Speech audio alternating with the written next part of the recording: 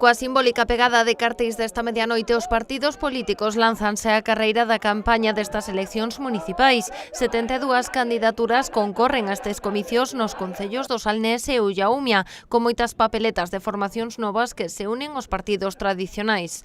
Vilagarcía e Sanxenxo son as vilas con máis alcaldables, con 8 formacións que optan a conseguir a confianza dos seus veciños, e co socialista Alberto Varela e o popular Telmo Martín optando á reelección. Tamén hai novidades respecto do 2015. En ambos concellos estréase Ciudadanos. Ademais, a capital Arousa é o único concello da comarca no que Vox presenta candidatura. No caso sanxenxino, destaca a volta á política da que fora alcaldesa co Partido Popular Catalina González, á fronte de Xuntos por Sanxenxo. Outras novidades políticas para a comarca serán a papeleta de Ciudadanos en Cambados, encabezada por Sergio Abal, e a irrupción dunha nova formación en Meis, Independientes por Meis, liderada por Serafín Melón.